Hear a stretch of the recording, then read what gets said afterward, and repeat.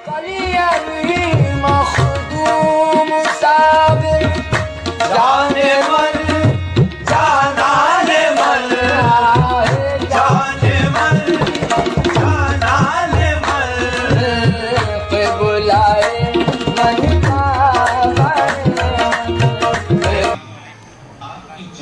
से चूम लो साबिर के आस्ताने को, ज़माना आता है इस दर पर मुराद पाने को। मोहतरम ज़ायरीन इकराम, अस्सलामु अलैकुम व रहमतुल्लाहि व बरकातुहू।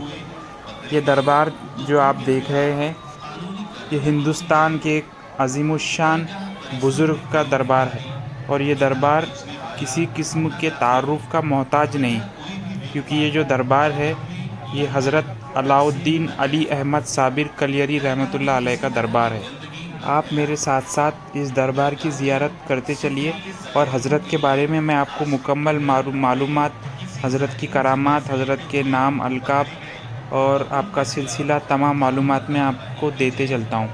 आपका जो पूरा नाम है, आपके जो नाम में टोटल 4 अल्फाज हैं, और चारों अल्फाजों की जो हिकमत है वो मैं आपको बताता हूँ। हज़रत का जो नाम है, एक अलाउद्दीन, दूसरा अली, तीसरा अहमद और चौथा साबिर। इस तरीके से आपका नाम अलाउद्दीन अली अहमद साबिर कलियरी है।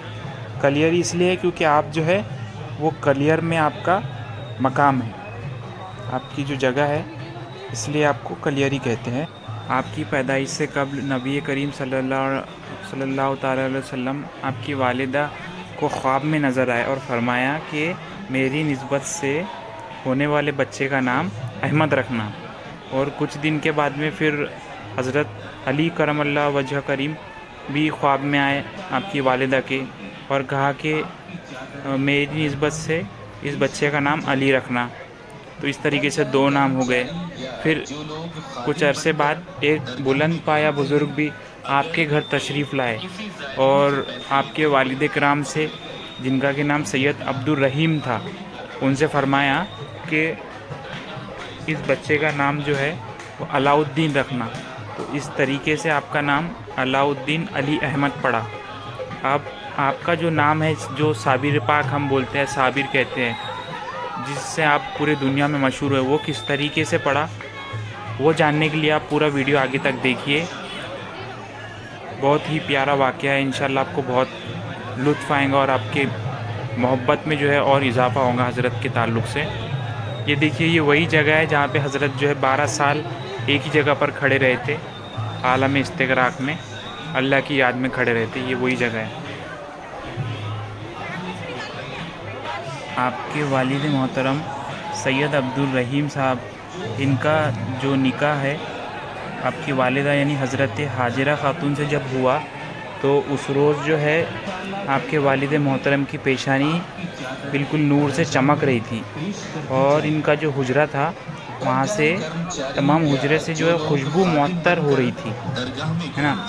और उसके बाद में जब हज़रत की पैदाइश होने वाली थी, तो 9 रोज़ पहले आपकी वालिदा ने अपने ही पेट से आवाज़ सुनी, और आवाज़ थी कि मैं ज़हूर अल्लाह हूँ, ना अल्लाह का मैं ज़हूर हूँ। उसके बाद जो है शादी के बाद ये जो है अफ़गानिस्तान में एक शहर हिरात है, तो वहाँ पर ये रहने लगे। और हज़रत की जो पैदाइश है ये 19 रबीउल अव्वल 592 हिजरी को जुमेरात के रोज़ हुई। तो साबिर पाक रहमतुल्लाह अलैह जो है ये माँ पेट से वली पैदा हुए थे। आपकी विलादत के बाद में जो दाई जो बच्चे को नहलाने के लिए आती है, तो उनका जो नाम था वो मुसम्मात बसरा बिन्त हाशिम था।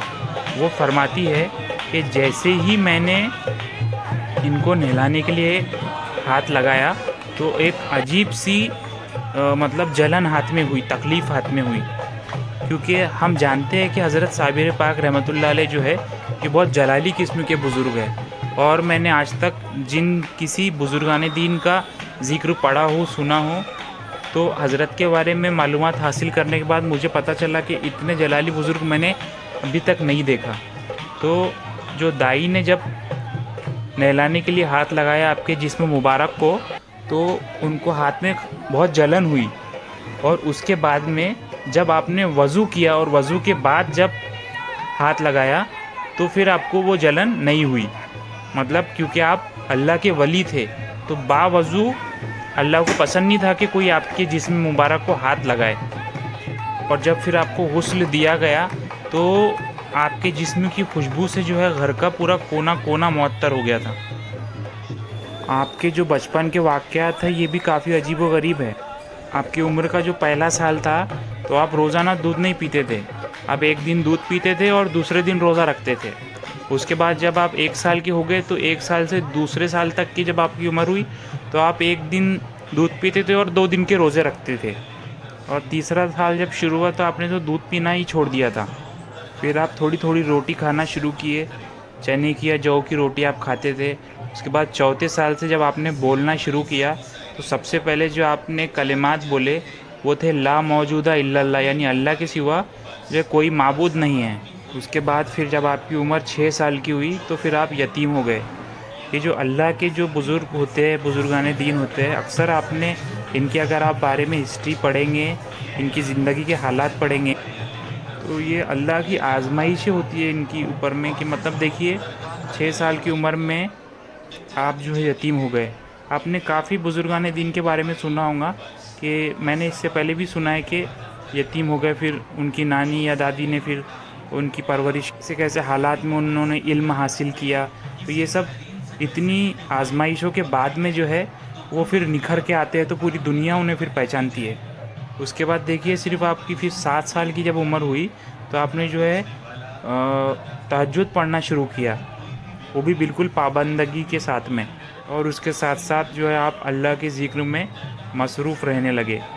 आप जो है ज़्यादातर ऐसे खाली नहीं रहते थे, या तो आप नमाज़ें पढ़ते या तो फिर अल्लाह के इश्क में जो है मशगूल रहते, आलम इस्तिग़राक़ में रहते। आपकी वालिदा भी आपसे फरमाने लगी कि बेटा आपकी अभी इतनी उम्र नहीं है कि आप इतने मुजाहिदात और इतनी मशक्क़त करो। तो आप फरमाते कि अम्मी जान मैं क्या करूं कि मेरा दिल ही नहीं मानता, बस दिल करता है कि राह हक़ में ख़ुद को फ़ना कर दूं। आपके एक बचपन का वाक़या है कि आपके वालिद साहब फरमाते हैं कि एक दिन देखिए कि सुबह के वक्त में जब मुराक़बे के बाद में आपने आँख खोली तो देखा कि एक सांप पड़ा हुआ है जिसके ना 2 टुकड़े हैं। उसके बाद वहाँ पर जो है साबिर पाक बैठे थे अपने बचपन के आलम में, तो और फिर अपने वालिद साहब से कहने लगे कि आज के बाद जो है मेरे ख़ानदान की किसी भी फ़र्द को सांप कभी नहीं काटेगा, कि ये जो पड़ा है ये सांपों का बादशाह है और मैंने इसको मार डाला है। मैंने इससे वादा लिया है कि ये मेरे ख़ानदान के किसी भी फ़र्द को कभी नहीं काटेगा। रिवायत है कि एक दिन आपके घर में फाका पड़ गया। मतलब अल्लाह के वलियों की जो ज़िंदगी है ये आसान नहीं रहती, जैसे मैंने पहले बताया आपको। तो घर में खाने के लिए कुछ नहीं था। अब हज़रत को भूख लगी थी, तो अब अम्मी जान ने इनके ऐसे किए कि अब बच्चे को तो भूख लगी है, तो तसल्ली के लिए एक हंडी में पानी भर के चूल्हे पर रख दिए और उसमें चम्मच हिलाने लगे आग लगा के उसको नीचे, कि बच्चे को तसल्ली हो जाएगी कि कुछ खाना पक रहा है। तो फिर अब बहुत देर हो गई, अम्मी जान कहने लगी कि अभी बेटा पकने का है। तो फिर हज़रत से सब्र नहीं हुआ, वो चूल्हे पे जाके उन्होंने हांडी खुद ही चेक कर ली। अब हांडी चेक कर ली तो उसमें देखा कि इसमें तो एकदम खुशबूदार चावल है। और फिर वालिदा भी आपकी बिल्कुल ताज्जुब करने लगी। 6 साल की उम्र में जो है आपके वालिद साहब का इंतकाल हो गया था, आप यतीम हो गए थे। उसके बाद में उस सदमे से जो है आपने 1 साल तक किसी से बात भी नहीं की थी। और फिर उसके बाद आपकी जो तालीम व तरबियत थी वो आपकी वालिदा ने करवाई। आप बचपन से बहुत ही यतीम थे। अब कुछ वक्त हज़रत गिरगानी रहमतुल्लाह अलैह के पास आपकी तालीम हुई। फिर आपकी वालिदा ने हज़रत गिरगानी से कहा कि मैं जो है हज़रत को अपने भाई के पास में भेजना चाहती हूँ आगे की तालीम के लिए। अब यहाँ से जो है हज़रत की जो है रूहानी तालीम का सिलसिला चालू होता है। अब हज़रत की वालिदा के जो भाई थे ये बहुत ही मशहूर व मारूफ बुज़ुर्ग है। ये वो बुज़ुर्ग है जिसने हमको यानी कि पूरे हिंदुस्तान को 2 अजीम हस्तियाँ दी। एक है हज़रत साबिर पाक कलियरी जिनका बयान आप मुझसे सुन रहे हैं, और दूसरे है हज़रत निज़ामुद्दीन महबूब इलाही। जी हाँ, मैं बात कर रहा हूँ हज़रत बाबा फ़रीदुद्दीन गंज शकर रहमतुल्लाह अलैह की।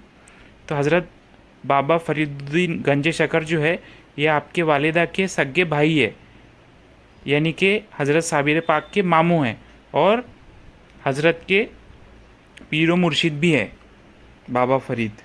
आपकी वालिदा मोहतरमा जो है हज़रत साबिर पाक को हज़रत बाबा फ़रीद के पास में लेकर गई। अब हज़रत बाबा फ़रीद जो है ये पाक पटन में रहते थे और हज़रत और अपनी वालिदा के साथ में ये हरात में यानी अफ़गानिस्तान में रहती थी। तो फिर वालिदा मोहतरमा साबिर पाक को लेकर पाक पटन पहुंची अपने भाई के पास में। तो फरमाया कि पूरे वाक़यात बताए और बोले कि अब आपके पास मैं लाई हूँ। तो हज़रत बहुत खुश हुए और फरमाया कि आप भी यहीं रुक जाइए। तो 3 साल तक तो वालिदा भी यहीं पर रुकी हज़रत के साथ में। और फिर जब वापस हिरात जाने का 3 साल के बाद में इरादा किया तो भाई से कहा कि जो मेरा बच्चा है ये शर्मिंदा है, कम सुखन है, तो खाने पीने में ये गाफिल रहता है, तो आप जो है इसके खाने पीने का ज़रा ध्यान रखिए। तो बाबा फ़रीद ने जो है फ़ौरन जो है अपनी बहन के साथ में ही ये इरादा किया कि आज से जो है लंगर का जितना भी इंतज़ाम है और तकसीम करना और बनाना और सारा दारो मदार जो है वो हज़रत साबिर पाक के हाथ में रहेगा। उस वक्त जो है हज़रत की उम्र सिर्फ 11 साल थी। तो ये सुनकर तो हज़रत की वालिदा बहुत खुश हुई कि सारा लंगर का जब इंतज़ाम ही मेरे बच्चे के पास में है तो खाने पीने की तो कोई परेशानी होंगी नहीं उसे। तो तसल्ली के साथ फिर आप लौट गई।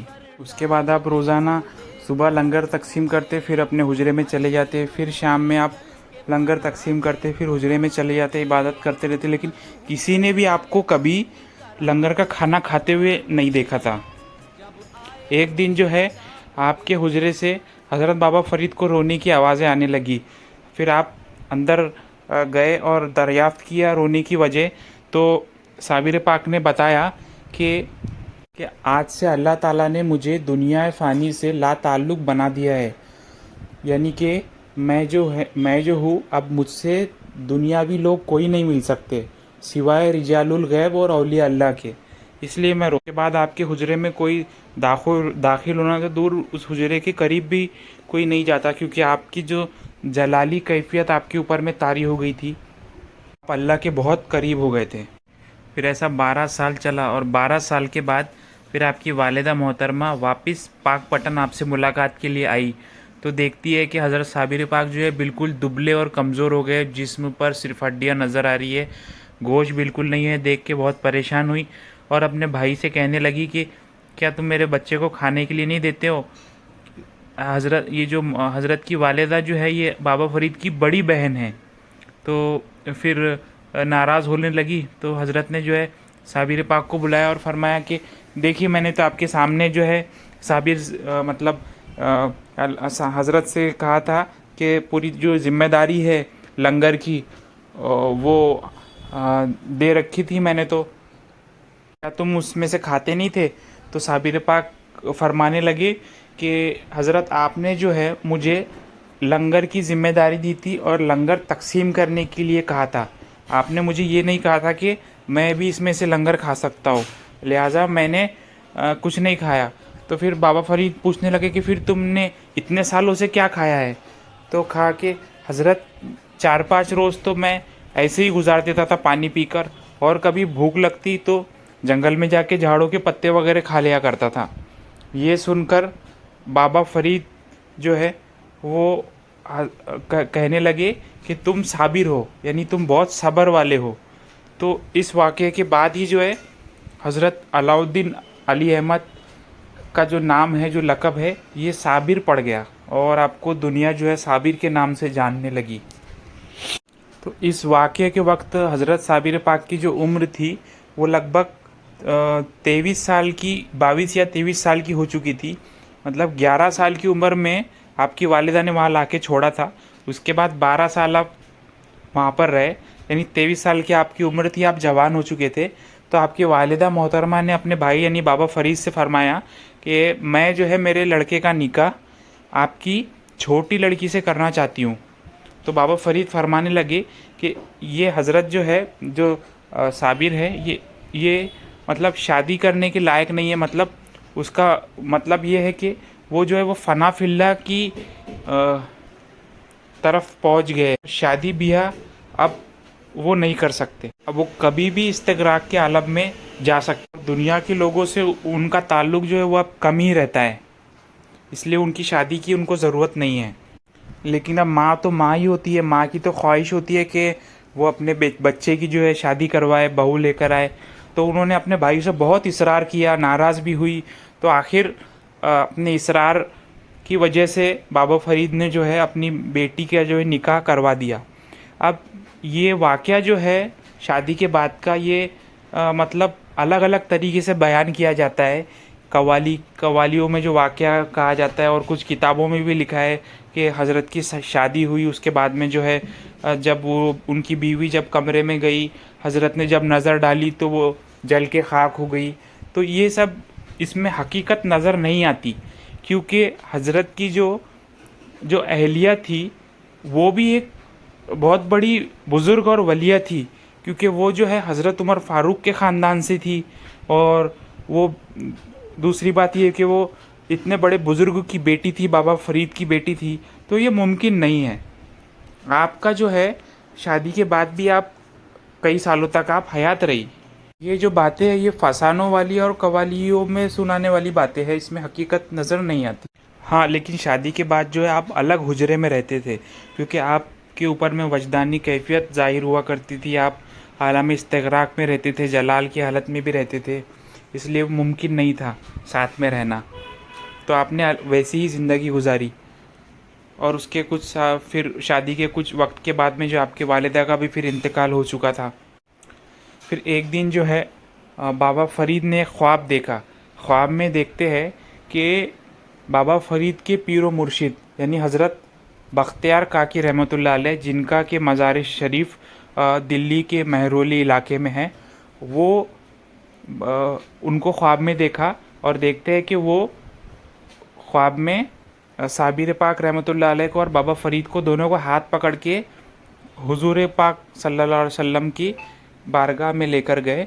और हुजूर पाक सल्लल्लाहु अलैहि वसल्लम ने अपना हाथ मुबारक जो है हज़रत साबिर पाक की पुश्त पर यानी पीठ पर रखा और फरमाया कि हाज़ा वली अल्लाह, यानी कि ये जो है अल्लाह का वली है। देखिए कितनी बड़ी बात है और कितना बड़ा मकाम है साबिर पाक का, कि अल्लाह के रसूल सल्लल्लाहु अलैहि वसल्लम फरमा रहे हैं कि ये जो बुज़ुर्ग है ये अल्लाह का वली है। मतलब इससे बड़ी और क्या बात हो सकती है विलायत साबित करने के लिए। हालांकि हमको हज़रत की विलायत पर कोई शक नहीं, लेकिन ये बहुत बड़ी बात है। इससे हज़रत का हमको मकाम का पता चलता है।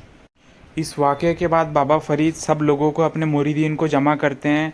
साबिर पाक को एक ऊंची जगह पर बिठा के हज़रत को जो है अपनी खिलाफत अता करते हैं, और उसके बाद फिर कलियर शरीफ जाने का हुक्म देते हैं।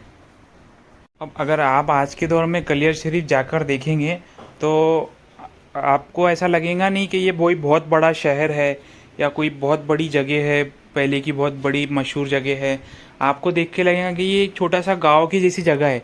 तो हमेशा से ये ऐसी जगह नहीं थी, ये पहले अच्छा बड़ा शहर था। ये आज की ऐसी हालत इसकी क्यों है, यहाँ पे इतना बड़ा शहर क्यों नहीं है, लोग क्यों कम हैं, इसके पीछे जो वाक़या है अब हम सुनते हैं।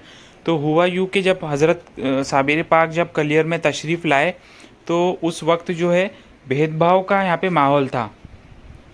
मतलब अमीर लोग अलग रहते थे, मुसलमानों के अंदर ही गरीब लोगों की उतनी अहमियत नहीं थी। तो आप कलियर शरीफ तशरीफ़ लाए और फरमाया कि लोगों से मस्जिद में जाके कहा कि मैं जो हूँ पाकपटन से आया हूँ और बाबा फ़रीद मेरे पीरो मुर्शिद है, उन्होंने मुझे खिलाफत दी और यहाँ पे भेजा है। तो लोग आपके पास आने लगे, फैज़ हासिल करने लगे, गरीब गुरबा लोग अपने परेशानियों का हल हासिल करने लगे और लोगों का तांता लगने लगा। ये देखकर जो वहाँ के जो जागीरदार लोग वगैरह थे, और वो बड़े परेशानी होने लगी, उन लोगों को तकलीफ़ होने लगी, जलन होने लगी। तो एक काजी था वहाँ पे, काजी क़यामुद्दीन, उसने क्या किया, उसको भी बड़ी तकलीफ़ होने लगी। तो जागीरदार लोगों के पास जाकर उसने ये कहा कि अब आपके पास तो लोग आएंगे ही, अपनी जितनी भी तकलीफ़ें हैं वो हज़रत के पास जाके ही हल करेंगे।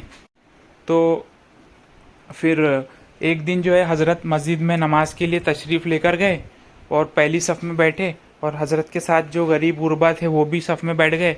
तो ये जो जागीरदार लोग थे, जो पैसे वाले लोग थे, इन्होंने मस्जिद के अंदर भी अपनी जगह मुकर्रर की थी कि हम लोग जो है ये आगे की सफ़ों में रहेंगे और जो गरीब गुरबा है ये पीछे रहेंगे। तो ये देखकर जो है वो लोग जब मस्जिद में आए तो उन्होंने कहा कि ये हमारी जगह है, आप लोग पीछे चलो। पीछे चलते चलते ऐसा हुआ कि हज़रत को फिर जगह नहीं मिली मस्जिद में, तो फिर आप तो मस्जिद के बाहर ही हो गए। उसके बाद में फिर जब नमाज शुरू हुई, सब लोगों ने सजदा किया, तो हज़रत ने कहा मस्जिद से कि सब लोग सजदे में चले गए हैं, तू क्यों खड़ी है, तू भी सजदा कर ले। तो मस्जिद जो है वो पूरी गिर गई, यानी सजदे में चले गई और जितने भी लोग थे वो मस्जिद में दब के जो है फना हो गए। बस कहा जाता है कि एक खातून थी, एक बुढ़िया थी जो कि हज़रत की अकीदतमंद थी, उसका भी बेटा उस मस्जिद में नमाज़ पढ़ रहा था। तो वो फिर बुढ़िया जो है हज़रत के पास आई, कहने लगी कि हज़रत मैं तो आपकी चाहने वाली हूँ, मेरा बच्चा भी मस्जिद में दब गया है। तो हज़रत ने कहा कि वो अभी ज़िंदा है, एक जीने के नीचे जो है वो एक जीने के नीचे जो है वो अभी है, आप उसको जाके निकाल लो। तो हज़रत ने हज़रत अली मुल्ला अब्दाल रहमतुल्लाह अलैह जो है उनसे कहा और वो बुढ़िया के साथ जाकर उन्होंने अपने बच्चे को निकाले। हज़रत अली मुल्ला अब्दाल के बारे में मैं बताना आपको भूल गया कि जब बाबा फ़रीद ने हज़रत साबिर पाक को जब कलियर शरीफ भेजा था तो साथ में जो है हज़रत अली मुल्ला अब्दाल भी आए थे और इनका भी बहुत बड़ा मकाम है और हज़रत साबिर पाक की ज़िंदगी में इनका भी बहुत बहुत बड़ा मकाम है, बहुत इनकी खिदमत है। ये मैं आगे आपको बताता चलता हूँ अभी। अच्छा, ये मस्जिद गिराने के पहले ऐसा नहीं कि साबिर पाक ने कोशिशें नहीं की, आपने काफ़ी कोशिशें की। जब ये अपोज करने लगे जागीरदार और काजी, क्योंकि काजी जो है ये शहर का एक अहम शख्स होता है, इसलिए अब हज़रत अभी इसने जब लोगों को दूर करने की कोशिश की, गरीब गुरबा को डराने की कोशिश की, तो हज़रत साबिर पाक ने अपने पीरो मुर्शिद को ख़त लिखा कि ऐसा ऐसा ये जो काजी है ये मान नहीं रहा है और ये मतलब लोगों को डरा रहा है। तो हज़रत बाबा फ़रीद ने ख़त लिखा कि ये साबिर जो है ये मेरा मुरीद है और आप इनका साथ दे। तो काजी ने जो है वो ख़त को फाड़ दिया। फिर हज़रत साबिर पाक ने दोबारा ख़त लिखा बाबा फ़रीद को, बाबा फ़रीद ने फिर ख़त लिखा और उस काजी ने उस ख़त की फिर से तौहीन की, उसे फाड़ दिया। फिर तीसरी बार जब साबिर पाक ने ख़त लिखा तो जवाब में बाबा फ़रीद ने लिखा कि हमने जो है कलियर आपको सौंप दिया है, अब जैसा चाहे वैसा करे। उसके बाद में जो है फिर ये वाक़या हुआ और मस्जिद जो है ये सजदे में चले गई। अब मस्जिद में सब जागीरदार लोग, सब पैसे वाले लोग दब गए। उसके बाद पूरे शहर में जो है ताउन की बीमारी फैल गई। अब ताउन की बीमारी फैल गई तो सारे लोग वहाँ के जो है वो धीरे धीरे कम होने लगे, मरने लगे। अब ये हज़रत का जलाल यहाँ से शुरू हुआ एकदम। हज़रत जो है आलम इस्तिग़राक़ के आलम में चले गए। एक गुलर का दरख्त था, उसकी टहनी को पकड़ के आप खड़े रहे और आप वैसे ही खड़े रहे। वक्त गुज़रता चला गया कि 12 साल गुजर गए, आप उसी हालत में बिना खाए पिए रोज़े की हालत में आलम इस्तिग़राक़ में खड़े रहे और पूरा शहर जो है ये ख़त्म हो गया। सिर्फ साबिर पाक खड़े थे वहाँ पर। पूरे जंगलों में आग लग गई, सिर्फ साबिर पाक अकेले बचे। हो सकता है कुछ लोग जो है वो बीमारी के डर से आसपास के गांव में चले गए और कुछ लोग जो बचे थे वो वहीं पर ही फना हो गए।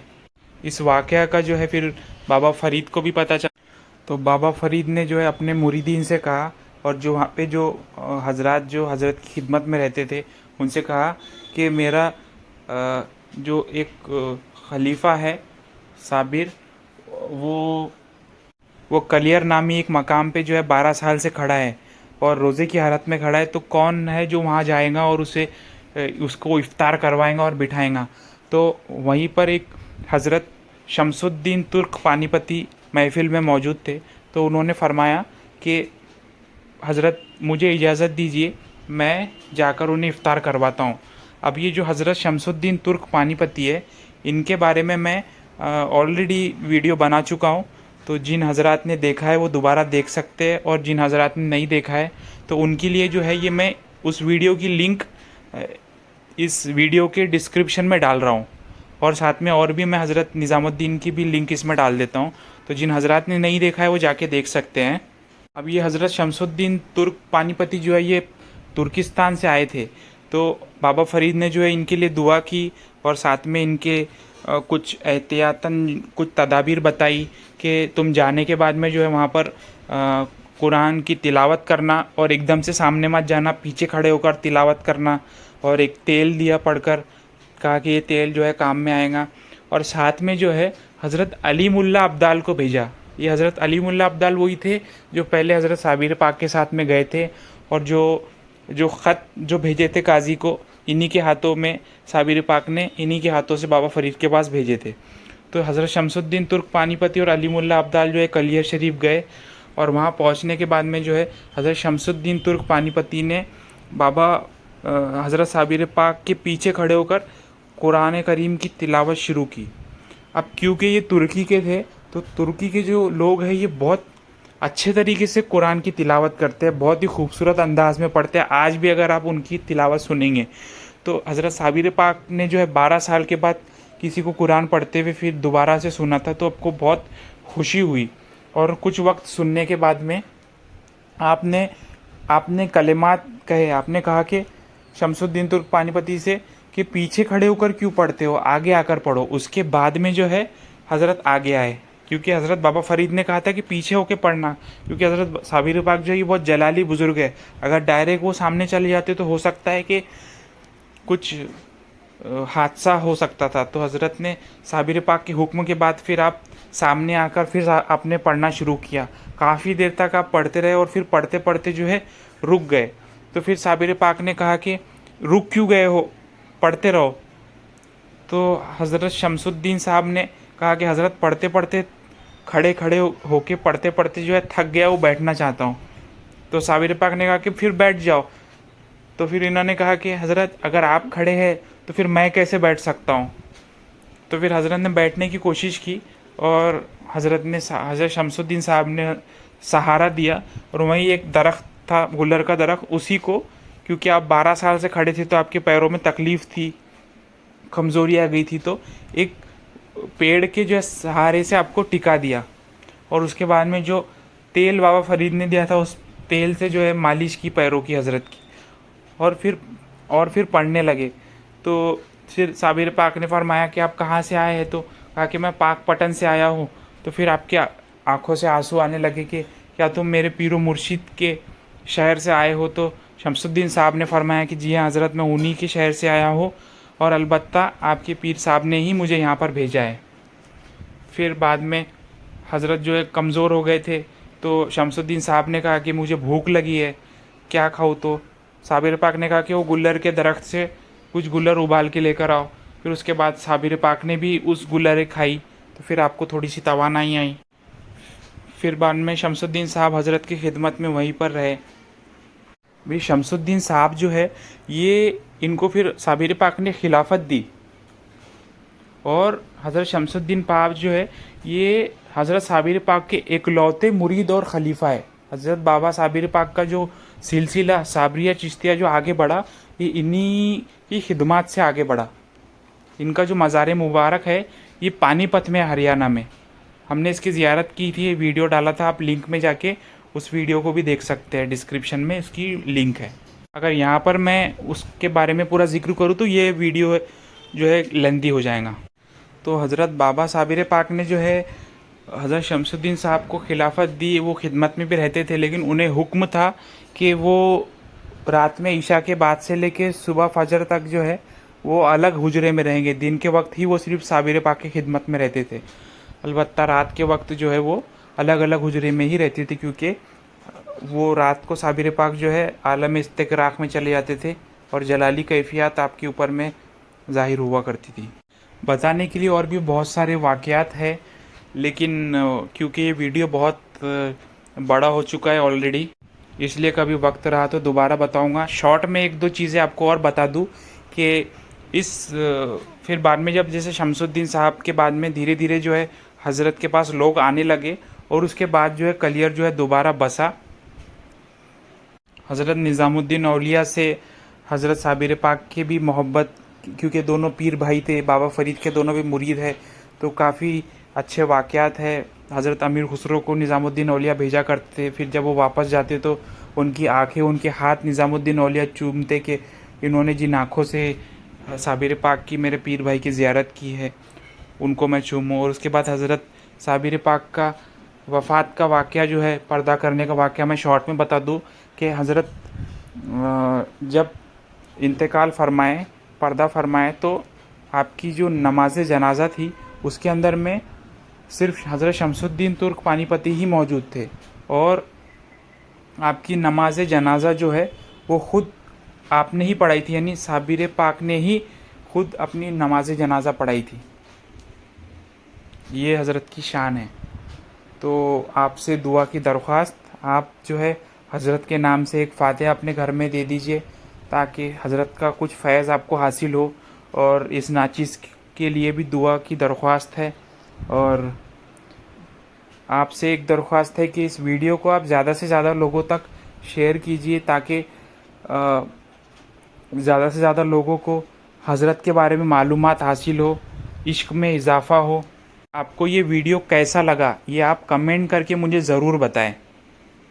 अल्लाह रब्बुल इज़्ज़त अपने महबूब सल्लल्लाहु अलैहि वसल्लम और आपकी आल के सदक़े और अपने इन ख़ास दोस्तों के, इन वली अल्लाह के सदक़े मेरी और आप तमाम की मग़फ़िरत अता फ़रमाएं।